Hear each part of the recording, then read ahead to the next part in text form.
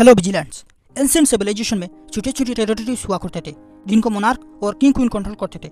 Church और religion का बहुत इन्फ्लुएंस था। इनफैक्ट किंग क्वीन का एंसेस्ट्री को सक्रेट यानी गॉड के चुने हुए माना जाता था, जो रिलीजन के बेसिस पर स्मॉल टेरिटरीज चलाते थे।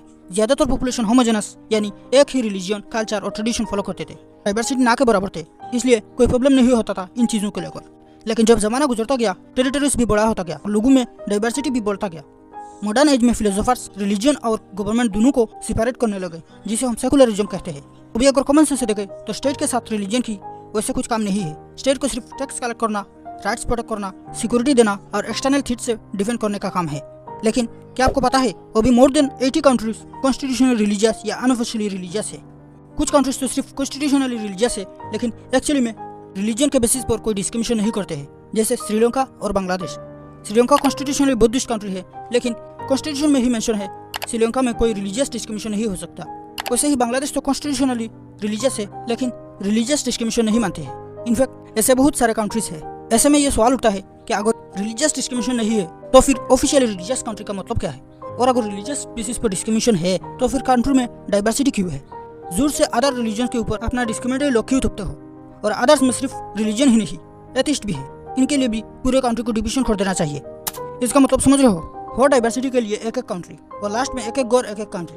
और ये प्रोसेस का भी एंड नहीं है, क्योंकि लोगों के अपने राइट से रिलीजियस कन्वर्शन कर सकते हैं। इसका मतलब हर एक इंसान एक एक कंट्री है। कोई सेंस है इस बात की?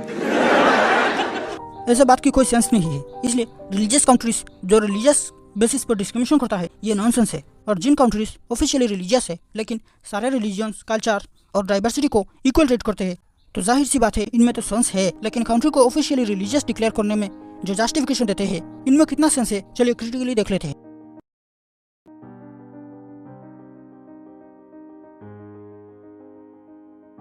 रिलीजियस कंट्रीज कहते हैं कि ये रिलीजन को प्रोटेक्ट करना चाहते हैं, लेकिन फिर वही बताता है कि एक स्टेट अगर किसी रिलीजन को प्रोटेक्ट करना चाहता है तो कैसे करेगा? रिलीजन तो लोगों का बिलीफ है, इसे प्रोटेक्ट करने के लिए लोगों का बिलीफ मजबूत होना चाहिए। स्टेट क्या पावर यूज करके कन्वर्शन रुकना चाहता है, यह जबरदस्ती होगा और freedom of belief, thought and expression के सीधा खिलाफ है। कुछ स्टेट मेजोरिटी रिलीजन को स्टेट रिलीजन बनाते हैं। इनके यहाँ कोई लॉजिक नहीं है। क्या मजबूरी है एक डाइवर्स कंट्री को रिलीजियस बना के नया कॉन्फ्लिक्टिंग इशू राइज करना?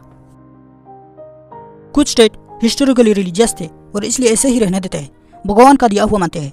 इनको भी ये समझ लेना चाहिए कि हर इंसान इक्वल है और रिलीजन उनका अपना बिलीफ है। स्टेट को किसी एक रिलीजन को फेवर करना बाकी रिलीजन के साथ डिस्क्रिमिनेशन है। इसलिए मोरालिटी के लिए रिलीजियस कंट्री से सेकुलर लिबरल डेमोक्रेटिक रिपब्लिक में ट्रांसफर करना अच्छा है।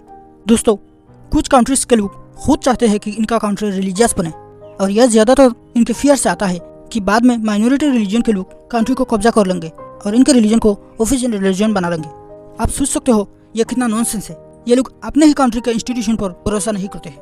और कुछ लोग तो गिनते हैं इनके रिलीजन के कितने कंट्री है और बड़ा प्राउड फील करते हैं। जिसमें शेम फील करना चाहिए वहाँ ये लोग प्राउड होते हैं, और वही असल में वन ऑफ द रीजंस है डेमोक्रेटिक कंट्री में रिलीजियस कंट्री के लिए डिमांड करना। ज्यादातर सेकुलर कंट्री पहले रिलीजियस थे, लेकिन बाद में बेटर गवर्नेंस के लिए सेकुलर रिलीजन एडॉप्ट कर लिया। For example France, Turkey, Mexico, Nigeria, Japan, और अभी रिसेंटली 2007 में नेपाल सेकुलर बना। इनको अप्रिशिएट करना चाहिए। इस वीडियो का कंक्लूजन ये निकलता है कि इंसान इक्वल है और लोगों में डिस्क्रिमिनेशन नहीं हो सकता, चाहे वो रिलीजियस बेसिस पर डिस्क्रिमिनेशन हो या फिर कल्चर और जेंडर के बेसिस पर हो। स्टेट कभी भी रिलीजन को प्रोटेक्ट नहीं कर सकता, क्योंकि ये लोगों का पर्सनल बिलीफ है। आज के लिए बस इतना ही। वीडियो अच्छा लगे तो चैनल को लाइक, शेयर एंड सब्सक्राइब करना मत भूलना।